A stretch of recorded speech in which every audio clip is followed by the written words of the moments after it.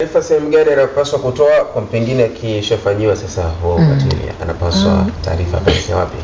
Kwanza anatakiwa akatoe, tunawaambia kwamba kwenye vituo vya polisi chochote kilichopo karibu yake, shuleni unaangalia, kwa sababu pia shuleni tunawaambia yule mwalimu ambaye kuna walimu wengine pia wanakuwa sio semeje, sio waungwana, sio nini, sio rafiki. Unaogopa, kuna mwingine mkali sana. Ukiwa mkali mimi nitashinda kuja kujielezea kwako. Kwa hiyo tunawaambia kwamba mwalimu ambaye unaona ni rafiki kwako utakuwa muwazi. Na kuna muda hapa kwa walimu waga wanatusaidia sana na play part kubwa sana.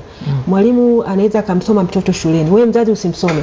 Lakini akamwona shule mtoto mbona yuko yani hana furaha, hana nini. Kwa hiyo ukimkuta mwalimu mwenye ambaye yani ana busara zake, anaweza akamuita yule mtoto, akakaa naye, akamwambia niambie una shida gani. Kwa hiyo mtoto anakuwa wazi kufunguka.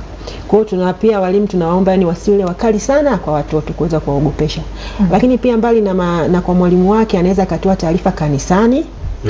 Kama unaweza ukaenda kanisani ukatoa taarifa, japo pia kuna taarifa zinaripotiwa pia huko, kuna watu pia ambao ni wa kanisa wanafanya vitu kama hivyo msikitini, umeona. Kwa kuna watu kutoa taarifa kanisani, msikitini, umeona, sehemu ambazo ni karibu ambapo wewe unaamini. Lakini pia hata kama umeshindwa kanisani, msikitini, polisi, lakini naamini kuna yule inaweza kukuta labda jirani ambaye unahisi unaweza ukawa free kwake kumueleza, ukamzungumza, ukamuelezea na yeye akaweza kupeleka swala mbele zaidi inapotakiwa. Kwa kuongeza, hata dada Joy kuna muda alizungumza pia kwamba lazima wazazi wajengwe kuwa rafiki wa mtoto, sio adui wa mtoto, kwa sababu kuna muda mzazi awe sijui niseme vuguvugu, sawa, kwa maana kwamba mzazi unapokuwa kila wakati unamkemea mtoto, unamjengea kutokujiamini. Kwa hiyo hata kama anakutana na matukio yoyote, sawa, au hata kama anatendewa, anarudi nyuma, kwa sababu anahisi kama nikimwambia mama pale atanigombeza, nikimwambia baba pale atanigombeza. Sijui kama tunaelewana.